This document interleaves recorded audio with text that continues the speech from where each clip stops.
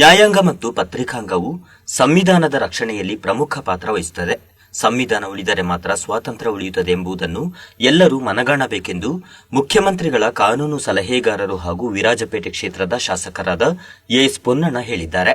ಕರ್ನಾಟಕ ಮಾಧ್ಯಮ ಅಕಾಡೆಮಿಯಿಂದ ವಾರ್ತಾ ಮತ್ತು ಸಾರ್ವಜನಿಕ ಸಂಪರ್ಕ ಇಲಾಖೆಯ ಸಹಯೋಗದಲ್ಲಿ ಇಲ್ಲಿನ ಡಾಕ್ಟರ್ ಬಿಆರ್ ಅಂಬೇಡ್ಕರ್ ಭವನದಲ್ಲಿ ನಡೆದ ಸಂವಿಧಾನ ಮತ್ತು ಪತ್ರಿಕೋದ್ಯಮ ಕುರಿತ ವಿಚಾರ ಸಂಕಿರಣದಲ್ಲಿ ಸಮಾರೋಪ ಭಾಷಣ ಮಾಡಿದ ಶಾಸಕ ಎಸ್ ಪೊನ್ನಣ್ಣನವರು, ಈಗ ಕೃತಕ ಬುದ್ಧಿಮತ್ತೆ ಬಂದಿದೆ, ಎಲ್ಲವನ್ನು ಅದು ಮಾಡಲಿದೆ ಎಂದು ಹೇಳಲಿಕ್ಕಾಗದು.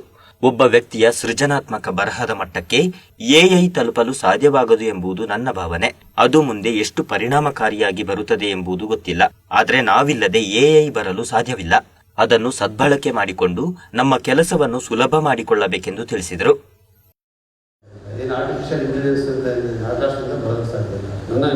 ನನಗೆ ಈ ತಂತ್ರಜ್ಞಾನ ಬಗ್ಗೆ ಅಷ್ಟು ಅರಿವಿಲ್ಲ. ಅದು ನಾನು ತಿಳ್ಕೊಂಡೇ ಬಂದಿದ್ದೆ.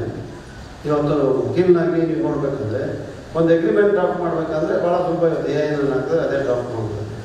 ಅದೇ ಕೆಲವು ಸೂಕ್ಷ್ಮತೆ ಇದ್ದೇ ಇರ್ತದಲ್ಲ. ಒಂದು ಟ್ರಾನ್ಸಾಕ್ಷನ್ ಇಬ್ಬರು ವ್ಯಕ್ತಿಗಳ ಮಧ್ಯೆ ಆಗ್ತದೆ.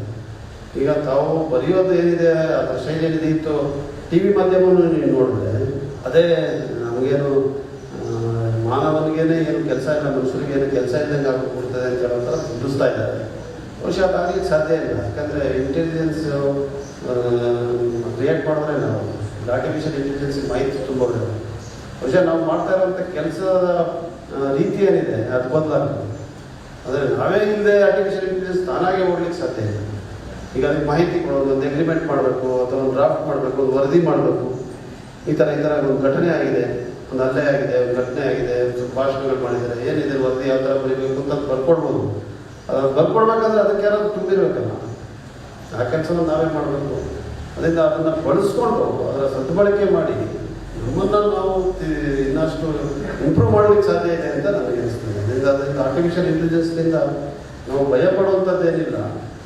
ಆದರೆ ಅದನ್ನು ಬಳಸ್ಕೊಡುವಂಥದ್ದು ಎಷ್ಟು ಬೇಗ ಆಗುತ್ತೆ ಅಷ್ಟು ಕಲ್ತ್ಕೊಳ್ಳೋದು ಒಳ್ಳೆಯದು. ಕೆಲವು ರೀಲ್ಸ್ ಬರ್ತಾ ಇದೆ, 45 ಮಿನಿಟ್ಸ್ನಲ್ಲಿ you can master artificial intelligence ಅಂತ. ಕೆಲವೊಮ್ಮೆ ಯೋಚನೆ ಮಾಡ್ತಾ ಇದ್ದೀವಿ, 45 ನಿಮಿಷ ಕಳೆದುಕೊಂಡು ಹೋಗಿದ್ರೆ ಒಂದ್ಸತಿ ಮಾಸ್ಟರ್ ಮಾಡಿದ್ರೆ ಒಳ್ಳೆಯದು ಅಂತ. ಆ ಥರ ನಾವು ತಿಳ್ಕೊಬಿಟ್ರೆ ಒಳ್ಳೆಯದು. ಅಂದರೆ ಆರ್ಟಿಫಿಷಿಯಲ್ ಇಂಟೆಲಿಜೆನ್ಸ್ ನಮ್ಗೆ ವಿರೋಧ ಅಲ್ಲ.